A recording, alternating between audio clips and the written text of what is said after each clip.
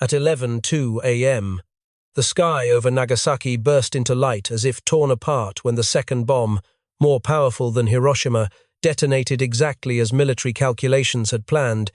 Yet as the smoke and dust settled and the casualty figures gradually emerged, an outcome no one expected became clear.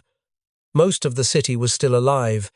More than 70% of Nagasaki did not die in that nuclear explosion.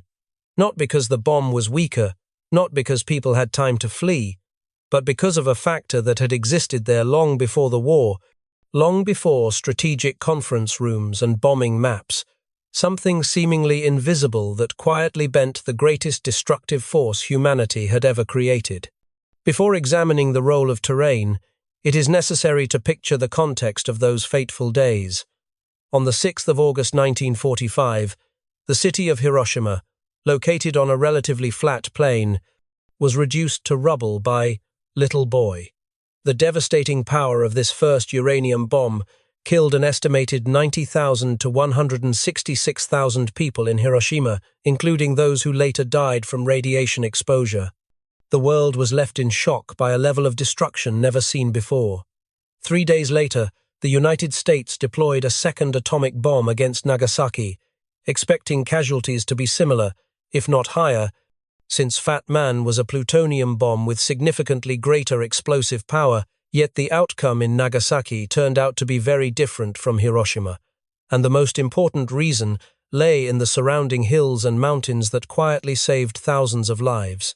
By the end of World War II, with Europe already silent and Nazi Germany having officially collapsed in May 1945, the full focus of American war planning shifted to the Pacific, where Imperial Japan continued to resist in desperation and without compromise.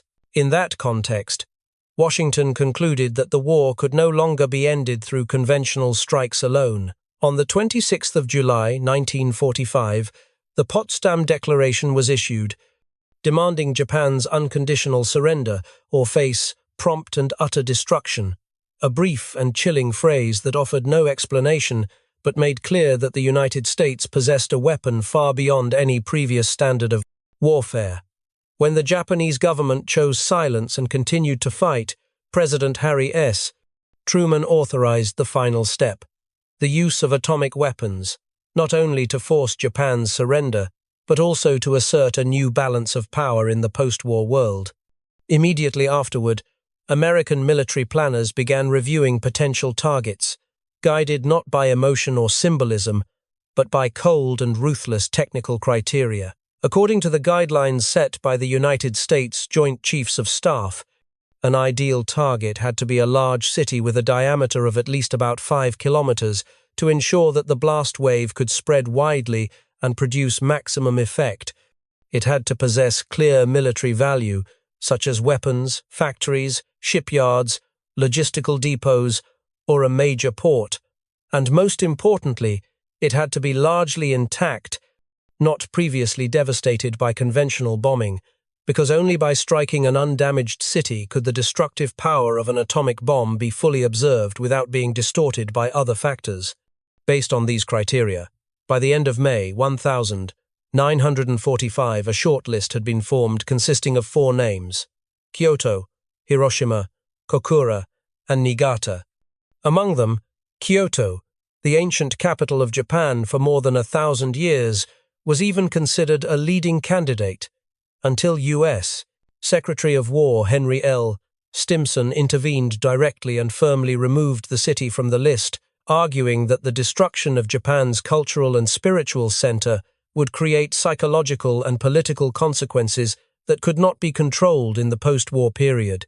Speculation about Stimson's personal affection for Kyoto may or may not be true, but the reality is that his decision was approved by President Truman, and Kyoto was spared the fate of becoming an experiment in annihilation. That moment, however, opened the door for a name that had never been a priority: Nagasaki. Earlier, in April 1945, Nagasaki had been considered and then quickly set aside, because American planners judged it to be a poor target. Its terrain was too complex, broken up by hills and narrow valleys, lacking a broad urban flatland where the blast could spread evenly, and more critically, The city contained a prisoner of war camp holding Allied captives, a political risk Washington was unwilling to accept. At the time, the United States wanted a flat city that could be easily read from the air, where the effects of destruction would spread in a clean, circular pattern, be clearly measurable, and stand as undeniable proof of the absolute power of the atomic bomb. And Nagasaki, with its hills curving around residential areas, clearly did not meet that expectation. Yet when Kyoto was removed from the list in July 1945, the roster of targets had to be filled, and on July 24, just one day before the bombing order was officially approved, a small but fateful detail appeared in the draft directive, a handwritten addition reading, "and Nagasaki." There was no major debate and no comprehensive reassessment.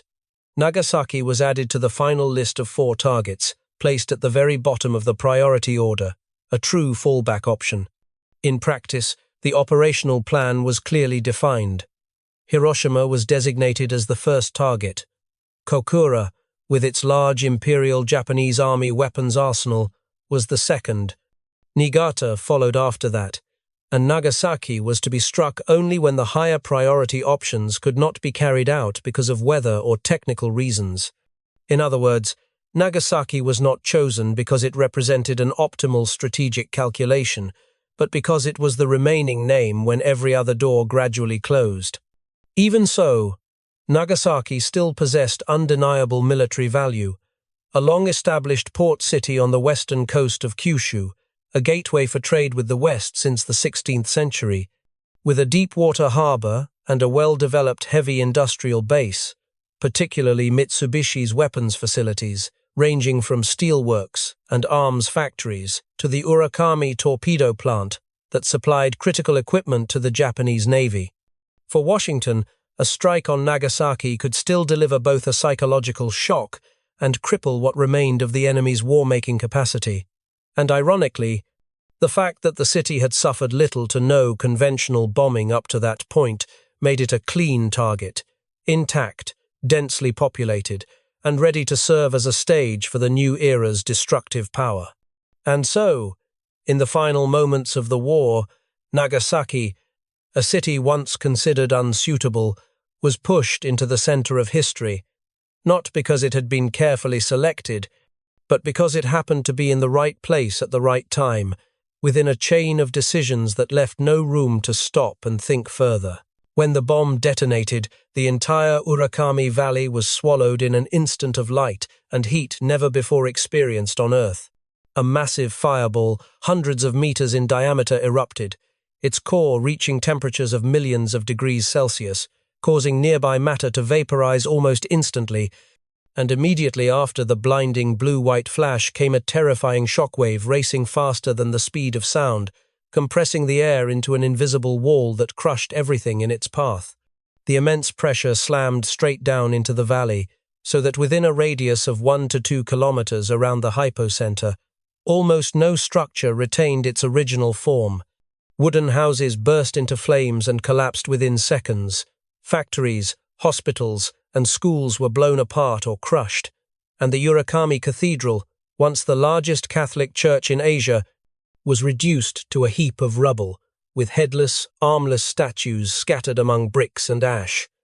Tens of thousands died instantly, about 40,000 perished on August 9 alone, and by the end of 1945, that number rose to between 60,000 and 80,000 as victims of severe burns and radiation exposure gradually succumbed, leaving the people of Urakami with the unmistakable sense that they had witnessed a true apocalypse. That level of destruction was not an abstract concept, but something etched into concrete numbers and individual faces.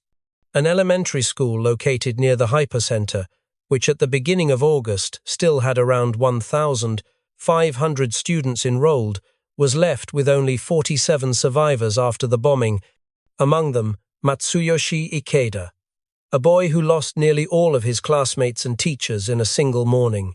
Across the valley, hospitals, universities, and temples shared the same fate, either collapsing completely or burning down into blackened skeletal frames. People who were outdoors within a radius of several kilometers were struck directly by the overwhelming heat, many later describing the sensation as if the sun itself had fallen, their skin scorched, their clothes bursting into flames, while the explosion thundered like a lightning strike right beside their ears, leaving them stunned and temporarily deaf for hours. Above them, across the Urakami Valley, towering columns of smoke and black dust rose, twisted, and merged into a massive mushroom cloud climbing tens of thousands of feet into the sky, casting a deadly shadow over the entire area, while on the ground, smouldering streets lay buried under bodies, bricks, and debris, everything stained in a mournful grey-black hue. Yet, within that landscape of annihilation, one crucial difference began to emerge. Nagasaki did not descend into a firestorm like the one Hiroshima had endured. In Hiroshima, the blast and the fires combined, draining the air of oxygen and forming a raging fire whirlwind that swept through the city. Whereas in Nagasaki, although flames erupted across wide areas, they remained fragmented and isolated, unable to merge into a single sea of fire. Part of the reason lay in the fact that the bomb detonated away from the densely packed wooden city center, but the more decisive factor was the terrain itself. Ridges and hills divided Nagasaki into separate valleys, unintentionally erecting natural fire breaks. In some places, only about 5 kilometers from the hypocenter, a police station was completely blown apart and burned. Yet, just beyond the adjacent hill, an entire residential area remained standing, untouched by spreading flames, as if two different worlds coexisted within the same city. Those slopes halted the shockwave, bent the flow of heat, and severed the path of the fire, trapping the disaster within the Urakami Valley instead of allowing it to consume all of Nagasaki. Seen from above, the first thing that stands out about Nagasaki is not a sprawling urban expanse, but a city profoundly and naturally fragmented by its terrain. A narrow band of urban development hugs the coastline, backed by mountains and high hills on nearly 3 sides, opening only toward the southwest where the harbor cuts deep into the land. This structure forced Nagasaki to grow not in a uniform outward spread, but to wind itself along narrow valleys between the hills, each neighborhood forming its own pocket, linked to the others by winding roads.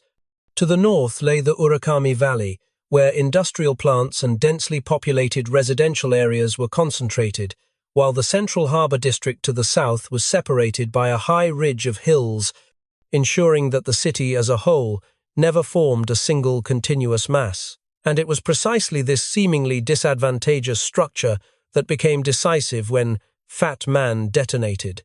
Instead of allowing the destructive force to spread outward in a uniform circle across the urban area, the hills surrounding Urakami inadvertently trapped much of the blast's energy within the valley, deflecting the shockwave, reflecting heat, and preventing the catastrophe from spilling over into other parts of Nagasaki. Post-war American survey reports noted this with striking clarity.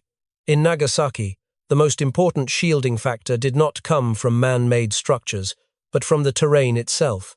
At the time, Japan had very few tall buildings due to strict construction regulations introduced after the Great Kanto earthquake of 1923, which kept building heights relatively low. As a result, there were no massive concrete walls capable of blocking the blast. The only elements powerful enough to interfere with the bomb's path of destruction were the hills themselves, the rocky and earthen slopes that had stood there for hundreds, even thousands of years before the war. In that fateful moment, nature became Nagasaki's only shield. The way terrain influenced the nuclear explosion, in hindsight, is relatively easy to grasp. An airburst creates a massive center of emission, from which heat and pressure waves drive straight down toward the ground and then spread outward. If the surface below is a wide, open plain, the shockwave radiates evenly in all directions, like ripples spreading across a calm lake after a stone is thrown, with nothing to stop it from traveling farther and farther. Hiroshima was the textbook example of this scenario. Its relatively flat terrain and lack of natural barriers allowed the blast and heat to propagate with little loss of energy, reducing much of the city to rubble. In contrast, Nagasaki's rugged landscape, marked by successive ridgelines and hills, shattered that circle of destruction. When the shockwave slammed into mountain slopes, it was reflected, redirected, and drained of energy, while neighborhoods tucked behind those hills fell into something akin to the explosion's shadow, much like standing behind a wall when a powerful gust of wind sweeps past the front. As a result, the zone of direct destruction from the Nagasaki bomb was sharply confined, concentrated primarily within the Urakami Valley where the bomb detonated, rather than engulfing the entire city. Estimates indicate that the area of severe damage covered roughly 3.3 square miles, about 8.5 square kilometers, smaller than in Hiroshima, even though the bomb used there had a lower explosive yield. More striking still, American technical analyses pointed out that the strongest blast effects in Nagasaki caused severe damage to reinforced concrete structures only within a very limited area. This was because the bomb detonated over a zone with a higher concentration of sturdy concrete buildings and was surrounded by hills, causing the pressure to rebound inward into the valley rather than spreading outward. In other words, the bowl-shaped terrain of the Urakami Valley acted as a double-edged sword.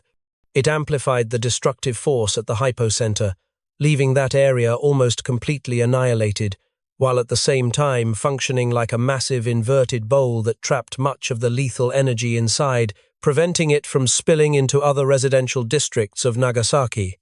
Because of this effect, areas outside the valley, including the city center near the harbor and residential neighborhoods behind the hills, escaped total destruction. Many buildings in the central districts remained standing after the blast, even though their windows were shattered and walls scorched, and most of the people in those areas survived, injured but alive. After the war, as scientists and military researchers studied the effects of atomic weapons more closely, they reached an important conclusion. Even a small hill could save a few houses, and a sufficiently large mountain range could shield an entire neighborhood from direct radiation and shockwaves. In Hiroshima, Mount Hijiyama protected many people who were sheltered behind it, while in Nagasaki, Mount Konpira and the hills surrounding Urakami played a similar role. In later radiation dose modeling, the factor of terrain shielding was even incorporated as a key variable to explain why people standing on opposite sides of a hillside experienced completely different fates. From this emerged a stark truth. In the face of nuclear weapons, the line between life and death sometimes lies not in will or choice, but simply in whether a person stood on one side of a hill or the other. Nagasaki's terrain did not merely exist on maps. On that morning, it stepped directly into human destiny, silently determining who would live to tell the story and who would vanish forever. After the catastrophe, as survivor accounts were pieced together like fragments of memory, one chilling pattern became clear. Most of those who lived had been shielded, whether by hills, by stone, or by structures that happened, by chance, to be in the right place at the right moment. One of the most frequently retold stories is that of Kazumi Yamada, a 12-year-old boy who was delivering newspapers in the city that morning. Friends invited Yamada to go swimming in the river early that day, but he declined because he still had work to do, a small decision that meant nothing at the time, until the moment the bomb exploded. At the exact moment the blinding flash tore through the sky, Yamada was standing pressed against an old Shinto shrine built of thick stone, and it was that stone wall that absorbed much of the heat and flying debris, shielding him from the deadly wave. His friends, who were out in the open with no such protection, had nothing to shield them. They were severely burned, and later died from radiation exposure. Many years afterward, Yamada recalled that the line between life and death for him that day was not willpower or strength, but simply an ancient stone wall that had existed long before the atomic bomb was ever invented. Another story, quieter but no less painful, belongs to the Matsuo family on the outskirts of Nagasaki. A few days before the explosion, Mr. Matsuo had picked up leaflets dropped by American aircraft warning that the city would be reduced to ashes on August 8. Though he did not fully understand what was coming, his intuition told him that this threat was different from previous air raids, and he decided to evacuate his wife and children to the nearby hills. On the morning of August 9, Mr. Matsuo returned to Nagasaki for work, leaving his family on higher ground, away from the populated areas. When the bomb detonated, his wife and children were standing on the hillside, watching from a distance as the flash and the towering column of smoke rose from the city, but it was that very mountain that shielded them from the heat wave and direct radiation. Mr. Matsuo, still in the city, was not killed immediately by the blast, but he suffered severe radiation exposure. He struggled back to reunite with his family, only for them to witness his body deteriorate day by day. His hair fell out, his skin grew pale, his strength faded, and after about a week, he died. The Matsuo family survived, but carried with them a harsh memory. They were saved by the terrain, while the family's pillar was not, and the price of survival was a loss beyond compensation. Not only individuals, but an entire group was saved by Nagasaki's mountainous structure. At the Mitsubishi Weapons Complex in the Urakami Valley, management had long feared conventional air raids and had ordered 6 tunnels dug deep into the mountainside to serve as shelters, while allowing torpedo production to continue in secrecy. On the morning of August 9, when the air raid siren sounded at 7:50 a.m., many engineers and workers entered these tunnels to avoid reconnaissance aircraft, unaware that only hours later those shelters would become the boundary between life and death. When the atomic bomb exploded about 2.4 kilometers away, the mass of rock above absorbed and deflected much of the shockwave, protecting hundreds of people inside from direct destructive force. They emerged from the tunnels largely physically intact, stunned by the sight of the valley reduced to ruins. And those very people, with their training and discipline, became the first rescue teams, bandaging the wounded, carrying stretchers, and pulling victims out of the dead zone during the chaotic days that followed. Without the mountains and the tunnels carved into them, that entire skilled workforce might have been wiped out, and the death toll in Nagasaki would have been far higher. Beyond the stories that were recorded and preserved, there were countless other cases that were never fully told. People who survived because they happened to stand behind a small mound of earth, because they were on the far side of a hillside, or because they were inside a narrow valley the blast could not reach. And conversely, there were those who stood only a few dozen meters away, yet exposed in the direct line of sight of the bomb, who had no chance of survival. That contrast was etched deeply into Nagasaki's collective memory, leaving behind a brutal but unmistakable realization. In that moment, a difference in position alone could mean a completely different fate. One survivor later said, in a calm voice that was chilling in its simplicity, that he lived only because he was standing behind a stone wall, and that had he taken a few steps to the side, there might have been no one left to tell this story.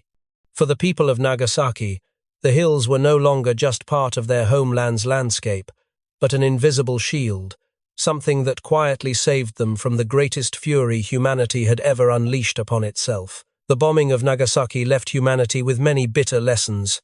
In designing and using the atomic bomb, the United States had calculated nearly everything that could be measured: explosive yield, burst altitude, wind direction, weather conditions, target location, and the desired psychological and military effects. Yet within that web of calculations, one seemingly ordinary factor was underestimated: terrain. American commanders themselves had worried that Nagasaki's hills would reduce the bomb's effectiveness, but in the rush of wartime decisions, the city was still placed in the crosshairs. The result was a painful paradox. The bomb still killed tens of thousands, but it could not destroy Nagasaki in the way Hiroshima had been destroyed, because the rugged terrain bent, blocked, and trapped much of the destructive force within a single valley. Had Nagasaki been a flat city, the death toll would likely have been far higher, and stories of survival far rarer. Just as clouds had shielded Kokura, and a sudden break in the clouds opened the sky over Nagasaki, nature intervened in history through small details powerful enough to alter the fate of an entire city. For Japan, the 2 atomic bombs brought the war to a bitter close. Only 6 days after Nagasaki, On the 15th of August, 1945, Emperor Hirohito announced Japan's surrender to the Allies, and Nagasaki became the last city to date to suffer a nuclear attack. The world stood in shock at the destructive power of atomic weapons, but was also forced to confront a harsh truth.